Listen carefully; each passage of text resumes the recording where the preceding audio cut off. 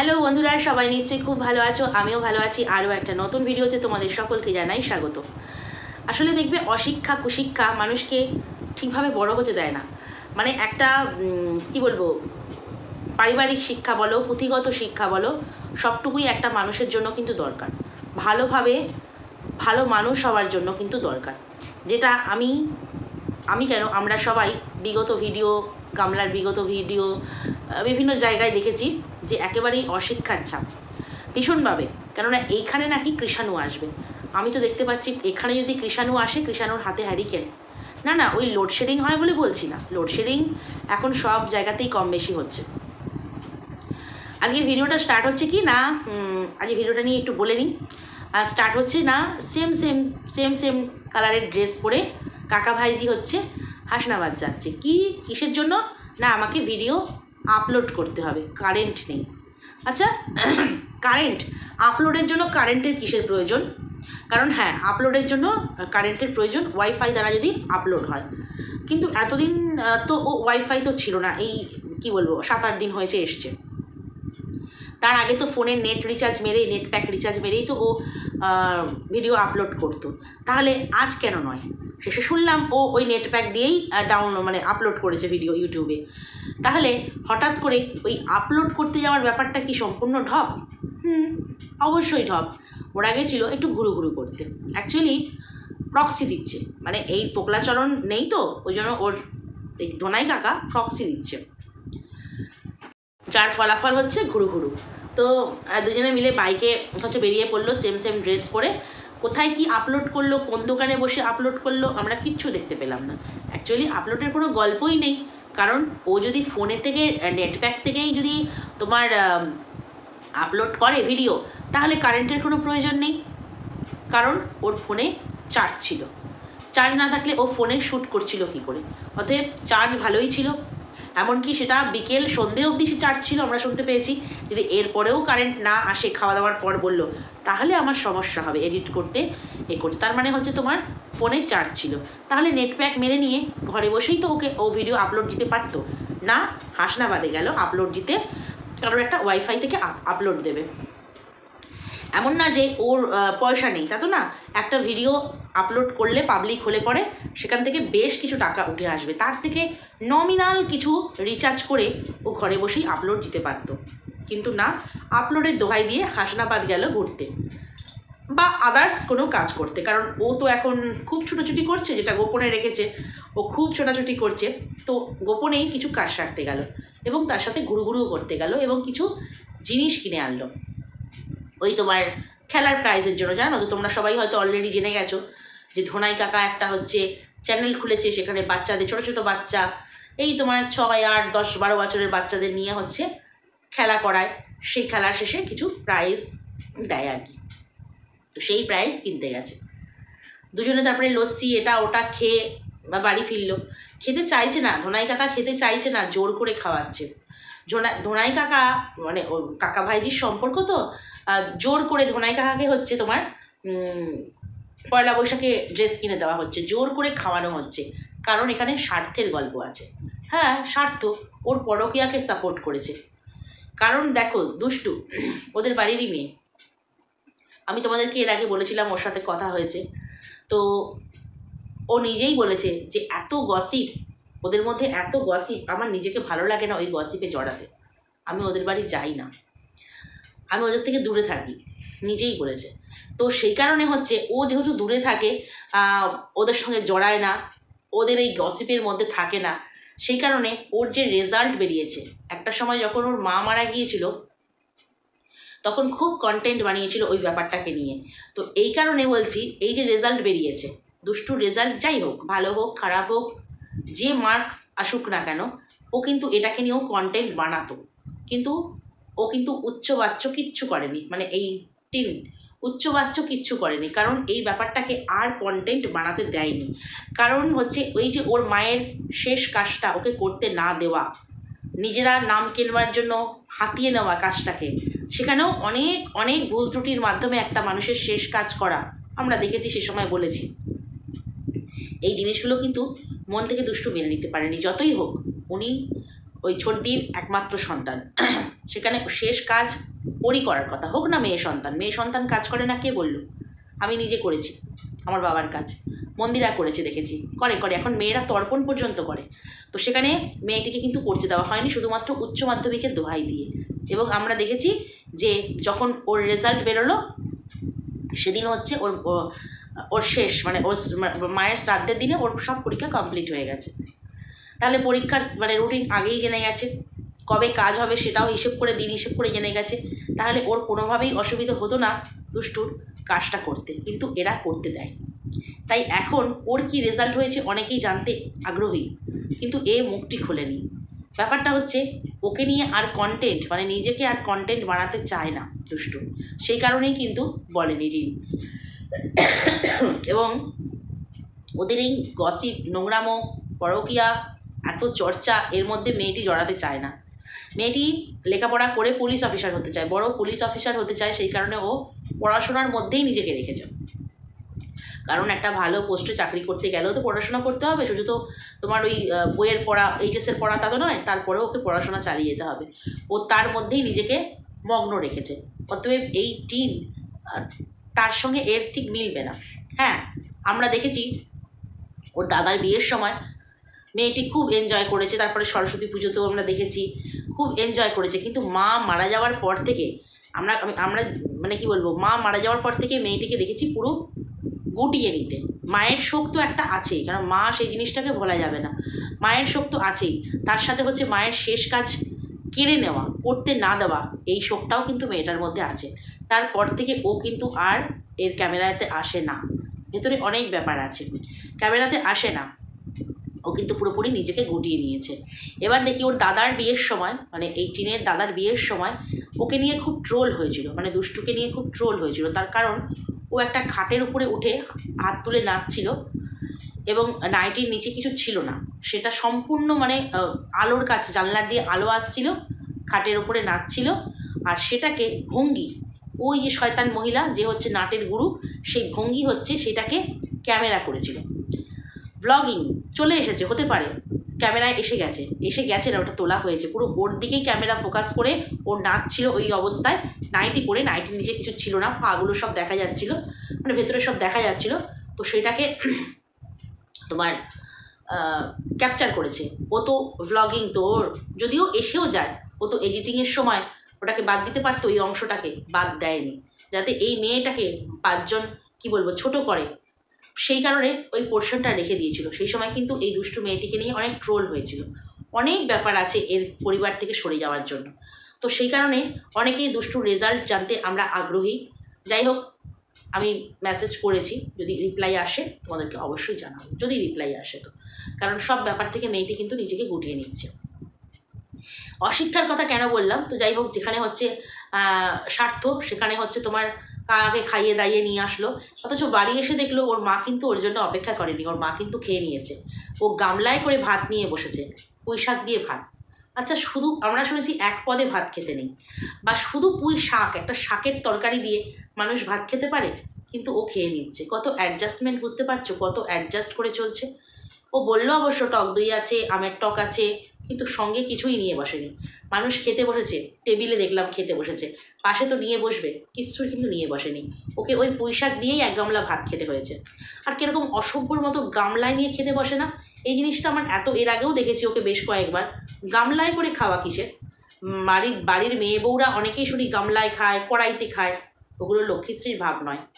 তো যাই হোক, ওটা গামলায় হয়তো খেতে পছন্দ, ও নিজে গামলা বলে, হয়তো সবাই ওকে গামলা ডাকে বলে হয়তো গামলায় নিয়ে বসে খেতে, যে একটু কন্ট্রোভার্সি হোক আমাকে নিয়ে, দেখো গামলায় খাচ্ছে। তো যেটা বলছিলাম আর কি, তো ওই মা দেখলাম না ওর জন্য আলাদা করে কিছু রান্না করেছে, যেটা ওর শাশুড়ি মা ওর জন্য কিন্তু আলাদা করে করতো, ওর অ্যালার্জি আছে বলে, কিন্তু ওর মা দেখলাম না করেছে। ওই পুঁই শাক দিয়ে মেয়েটা ভাত খেয়ে আমাদের সামনে হচ্ছে গিফট দেখাতে বসলো। আচ্ছা না, তার আগে হচ্ছে হ্যাঁ গিফটই দেখালো, তারপরে মনে হয় দাদা বেরোলো, গিফট দেখাতে বসলো, বললো খাওয়া দাওয়া কমপ্লিট হয়েছে, গিফট। আচ্ছা, এই যে বাচ্চাগুলো, এই যে ধোনাইয়ের চ্যানেলে বাচ্চাগুলো হচ্ছে পার্টিসিপেট করে, খেলে, আমরা ভিডিওতেই দেখেছি। তো সেখানে ওই বাচ্চাগুলোর জন্য কি নিয়ে এসছে, বালতি, ঝুড়ি, গামলা, সাবান কেস। আমি জাস্ট দেখে অবাক, এগুলো তো বাচ্চার মায়েরা খেললে, তারা পার্টিসিপেট করলে ঠিক আছে, এগুলো দেওয়া যায়, সাংসারিক জিনিস। কিন্তু বাচ্চা, তারা লেখাপড়ার জগতেই আছে, যেগুলো বয়সটা যেহেতু বললাম 6, 8, 10, 12, তো লেখাপড়ার জগতেই আছে, ওদের জন্য তো লেখাপড়ার কিছু আনা উচিত। আচ্ছা, সাবান কেস প্লাস্টিকের দিচ্ছে, তো ওরা তো পারতো, প্লাস্টিক বা ফাইবার যাই হোক না কেন, ওরা তো পারতো পেন্সিল বক্স দিতে, সঙ্গে পেন্সিল, রাবার, মানে ইরেজার, তোমার শার্পনার, এগুলো দিতে একটা, তবু স্ট্যান্ডার্ড হতো, ছোটো বাচ্চার জন্য পেন্সিল বক্স সেট পুরো একদম পারতো, তো কালার সেট দিতে পারতো, ড্রয়িং কপি দিতে, এগুলো দিতে পারতো। কিন্তু শিক্ষাটা দেখো, আমার মানে জানতে ইচ্ছে করে যে ধোনাইয়ের কী বলবো, তোমার কোয়ালিফিকেশান কী? কারণ দুজনে মনে হচ্ছে সেম লেভেলের, এই ধোনাই আর গামলা, যারা কিনা প্রাইজ চুজ করতে গিয়েছিল, বাচ্চার প্রাইজ দিচ্ছে, তাকে ঝুড়ি, বালতি, গামলা, বলতে চাইছে ওই প্রাইজ দিয়ে নে, তোরাও আমাদের মতো লেখাপড়া ছেড়ে দিয়ে সাত তাড়াতাড়ি সংসার কর, সংসারের জিনিস দিচ্ছি, সাত তাড়াতাড়ি সংসার কর, যেমন গামলা করেছে। আর ধোনাইও মানে অলরেডি সংসার, অলরেডি কী বলবো, বিয়েটা হয়নি, হানিমুন হয়ে গেছে, তোমরা দেখেছো, প্রেমিকাকে নিয়ে অযোধ্যা ঘুরে চলে এসেছে। তো এরকম তোরা কর, অতএব পড়াশোনা করতে হবে না, পড়াশোনা মানে কি বলবো, একটা নেগেটিভ ব্যাপার। তাহলে বুঝতে পারছো যে ওর ভিডিও থেকে দেখাচ্ছে যে বাচ্চাদেরকে গিফট দেওয়া হচ্ছে এগুলো, যদি ওর ভিডিও থেকে দেখাতো কিছু যে বাচ্চাদের জন্য এইগুলো আমরা এনেছি, মানুষ কিন্তু অ্যাপ্রিসিয়েট করতো। আমি অবাক হয়ে গেলাম গিফটগুলো দেখে, এই গেল ওদের শিক্ষার নমুনা।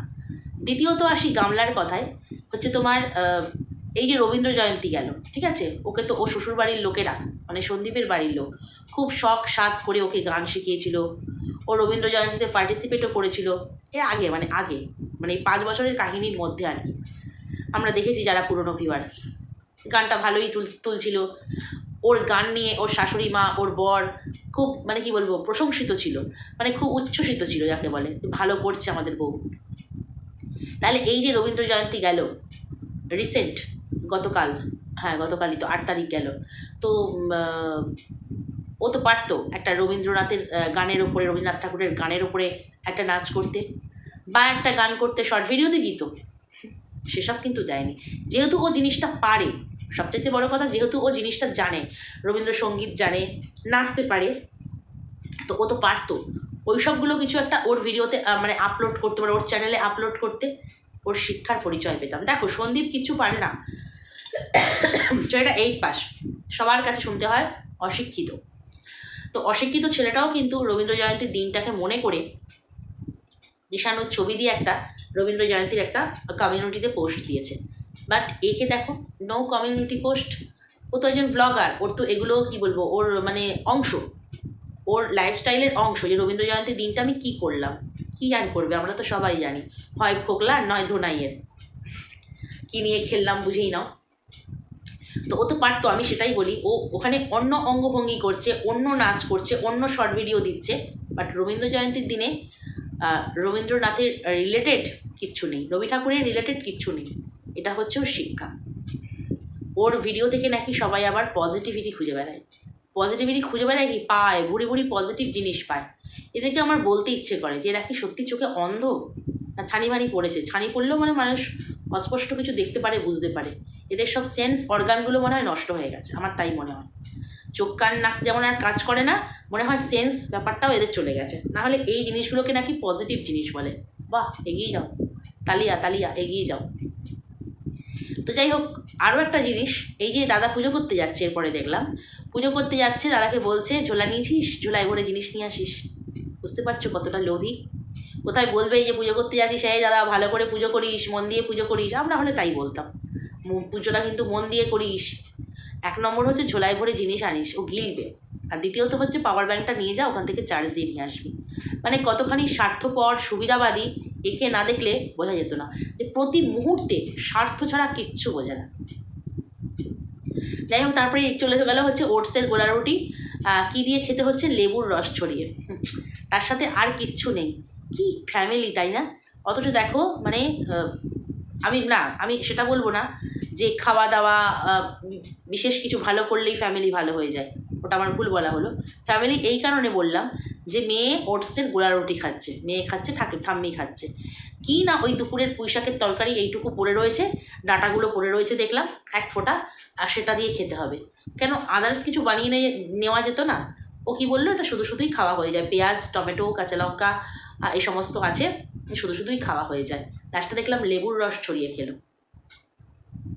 আমার মনে হয় যা ওই তোমার গোলা রুটি বা ওই ওটস দিয়ে যেটা করেছে সেটা মনে হয় ওর ঠাম্মি আর ওর জন্যই, বাকি লোকেরা অন্য কিছু খাবে। বাকি লোক বলতে দাদা মা অন্য কিছু খাবে, কারণ দাদা নিরামিষ খাবে। এর আগের দিনে বলেছে দাদা নিরামিষ খেয়েছে, পুজো বাড়ি আছে, আজকে আমাদের দাদার পুজো আছে, তাই জন্য আমরা নিরামিষ খাবো, সেই জন্যই ওই পুঁই শাক সোয়াবিন এটা ওটা রান্না আর কি। অথচ দেখো রাত্রেবেলা পেঁয়াজ দিয়ে খাবার খেয়ে নিল। এটা হচ্ছে ওদের নিরামিষ খাওয়া, এটা হচ্ছে ব্রাহ্মণ বাড়ির কালচার, মানে ওদের মতো ব্রাহ্মণ বাড়ির কালচার, আমি সব ব্রাহ্মণদের কথা বলছি না। এবারে হচ্ছে তোমার একটা জিনিস হাসি পেলো যে ওর দাদার কথা, আজকে দেখলাম মুখে একটু খুব হাসি, মানে যবে থেকে ওই ওয়াইফাই লাগানো হয়েছে না দাদার ঘরে, তবে থেকে দেখলাম মুখে একটু দাদার হাসি ফুটেছে। এইরকমই তোকে ঘুষ দিয়ে যেতে হবে, ঘুষ দিবি আর আপনজনদের মুখে হাসি ফোটাবি, নিঃস্বার্থভাবে তোর কাছ থেকে কেউ হাসি মুখটা তোর সামনে ক্যামেরায় আনবে না। মাকে দেখেও যেটা বোঝা যাচ্ছে, এবার সবাই প্রত্যেকে তোর কাছ থেকে শুধু নিংড়ে নেবে।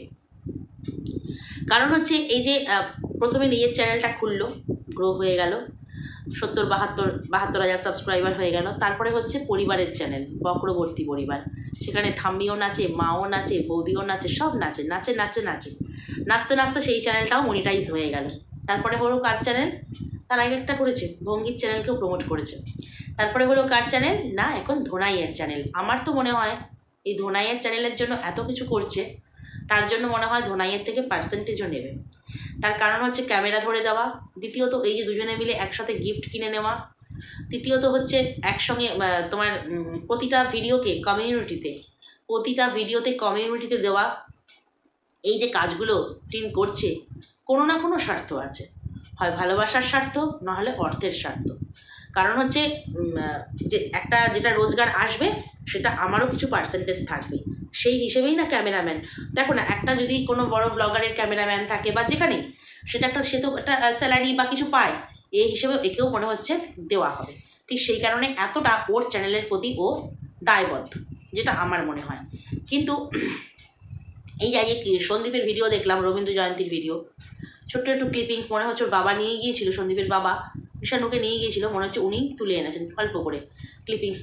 আমার যখন প্রথমেই শুরু করছিল না ভিডিওটা, সন্দীপ আয়রন করছে ওর পাঞ্জাবিটা কৃষাণু, আমার তখন মনে হচ্ছিল এই কাজটা কিন্তু ওর মায়ের করার কথা ছিল।